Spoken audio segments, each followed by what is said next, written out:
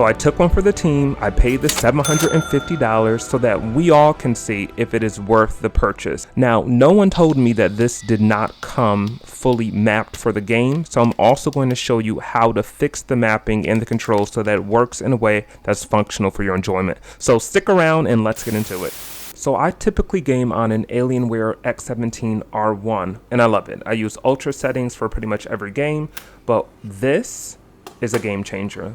I've always wanted to play Sims on this, but of course iOS doesn't allow that. But the Lenovo Go is almost exactly the same size as the iPad Mini 6. And of course, when you detach the joysticks, they are pretty much identical. So imagine playing Sims 4 pocket sized. So I know I'm not the first one to thought about this. It is not fully functional right out of the box. The joysticks don't work. The only buttons that work initially are the mini trackpad, as well as on the back there is a scroll wheel to zoom in and out, but besides that you pretty much have to configure the buttons from scratch. There is another game mode or way to play. Inside of the case there's this little circle doohickey, I'm not sure what to call it, and if you connect the right controller it does make it functional-ish. This was not for me. I would not want to play this way. I wouldn't enjoy playing this way, and it kind of defeats the purpose of having a handheld gaming console. So in order to make it functional in the way that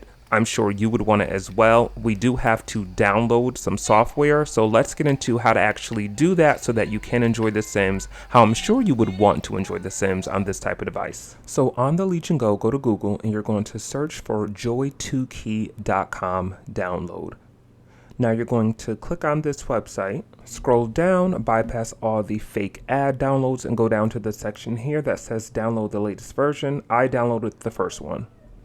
Once downloaded, you're going to install and then open the app. Now, when you first download, you'll just see Profile 1. The Sims is a profile that I created, and that's what I'm going to show you how to create. But on Profile 1, you'll see that each button has none, which means there's not a function assigned to it. So let's get into how to do that for The Sims 4.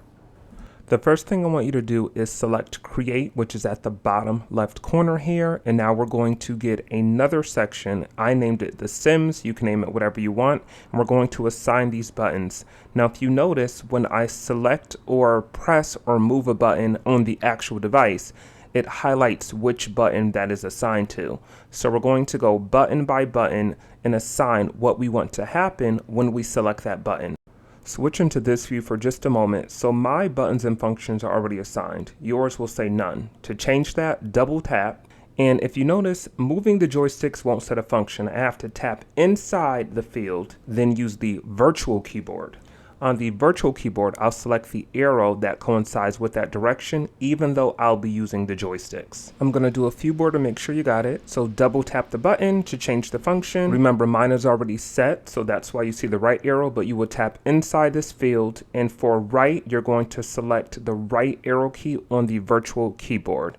This will change it to go right with the joystick. And select OK. Now for the rest of the directions, I'm going to do the same. So up, virtual keyboard, up arrow. You're going to do the same for down, and now I feel like you got it.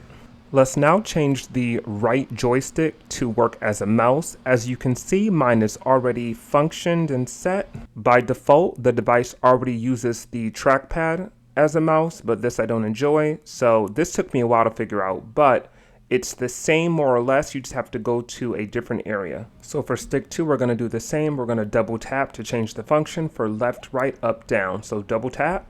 And now we're going to go to a different area. This time we're going to go to the top and select mouse. The next part is simple. I'm going to come to this area here and check left so that when I move the right stick left, the mouse cursor will go left. Click OK, and I'm going to rinse and repeat for each of the directions. So we're going to double tap on right. Make sure we're on mouse at the top, check right. Double tap up, make sure mouse at the top, and check up. So once I'm done, it will look like this. You'll see up, down, left, right has 50. And now I'm using the right joystick as a mouse instead of the trackpad. Now we're going to map the directional keypads up and down to zoom in and zoom out. Remember, the back has that scroll wheel, but I do like this better. By pressing the D-pad, remember the buttons will light up. So up is POV up and down is POV down. So double tap, POV up, make sure the mouse tab is selected. Now over here for wheel rotation, I'm going to change that to -100. For POV down, double tap, again mouse, but for wheel rotation, make it +100. So now in Sims 4, when I use D-pad up and down, it will zoom in and out.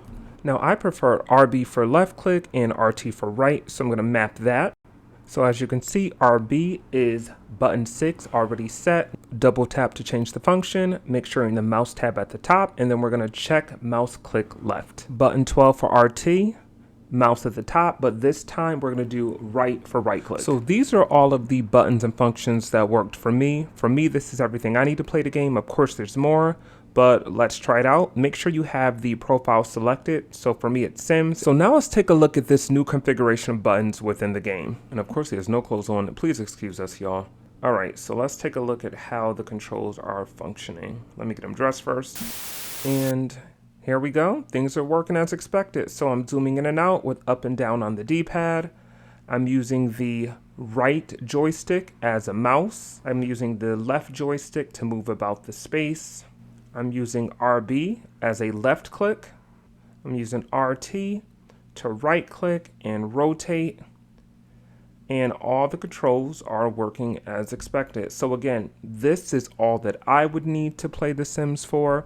I'm sure there's other button functions such as going up and down levels, but this is everything in my opinion that you would need to at least enjoy the game. And of course it gets some getting used to, especially if you haven't played on a console before. I'm typically a PC player, but again, the idea of being able to carry around Sims 4 with this small form factor on the go is just something that is worth trying or exploring, because if you're willing to pay the price tag, it's something that will be great to have.